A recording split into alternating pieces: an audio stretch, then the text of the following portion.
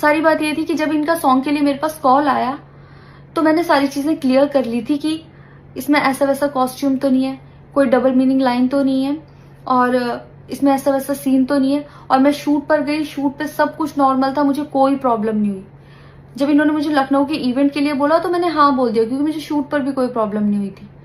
और जब मैं लखनऊ में गई, मैं स्टेज पर थी, मैं पब्लिक से बात कर रही थी, पवन सिंह जी ने मुझे बोला कि इधर कुछ लगा हुआ है। उससे थोड़ी देर पहले ही मेरी ड्रेस वो न्यू थी, साड़ी में नीचे टैग लगा रह गया था। तो मेरे दिमाग में आया कि शायद ब्लाउज का भी टैग लटक रहा होगा।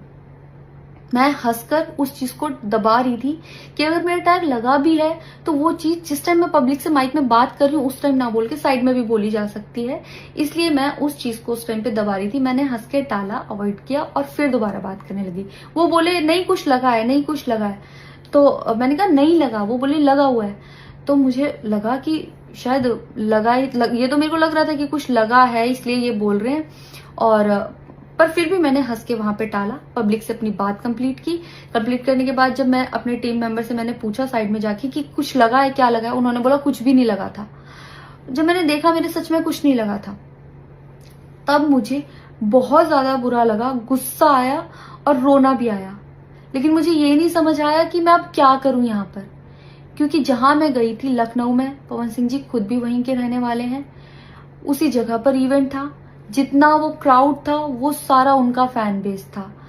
उनको भगवान बोल रहे थे और भक्त बोल बोल के उनके पैरों में गिर रहे थे। वो उनका फैन बेस था, क्राउड था। तो मुझे समझ नहीं आया कि मैं क्या करूं। अगर मैं कुछ भी बोलती तो क्या वो लोग मुझे सपोर्ट करते? मेरे साथ कुल 3-4 बंदे यहाँ से गए थे, तो वहां जितना क्राउड था क्या वो लोग मेरा साथ देता? मैंने सोचा मैं बैक स्टेज जाके बात करूंगी। इतनी देर में थोड़ी देर रील्स बन के अचानक से वो उतर के चले गए बीच में ही इवेंट के। थोड़ी देर मैंने रील बनाई, अनाउंस ये किया गया कि अभी इवेंट दोबारा स्टार्ट होगा। डिनर के लिए अनाउंस कर दिया गया, मैं भी उतर के चली गई और इवेंट वहां पे खत्म हो चुका था।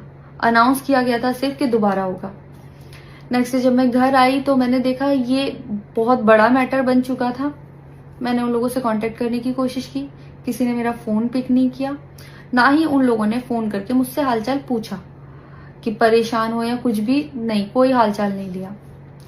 मैं पोस्ट करना चाहती थी, जो लोग लिख रहे थे कि मजे आए या हंस रही है, मैं रिप्लाई में पोस्ट करना चाहती थी। मेरे को किसी का कॉल आया था कि पवन सिंह की पीआर टीम बहुत स्ट्रांग है और कुछ भी ऐसा वैसा मत लिखना और ना पोस्ट करना, क्योंकि वो लोग अगर कुछ लिखेंगे ना बहुत कुछ उल्टा लिख देंगे तुम्हारे लिए और बहुत कुछ कहेंगे और बहुत बड़ा मैटर बन जाएगा। अभी जितना परेशान हो उससे ज्यादा परेशान हो जाओगी, तो छोड़ो। मैंने ये सोच के इस चीज को अवॉइड किया। मुझे लगा 1-2 दिन में मैटर थोड़ा ठंडा हो जाएगा, कोई बात नहीं। मैंने कहा पर्सनली कभी बात करूंगी इस बारे में इनसे। लेकिन बढ़ता जा रहा है, ऊपर से ना उनकी तरफ से कोई रिप्लाई मिला और मुझे नहीं पता कि ऐसे में मुझे क्या करना चाहिए था और क्या करना चाहिए। आप लोग मुझे बताओ, मुझे इससे में क्या करना चाहिए।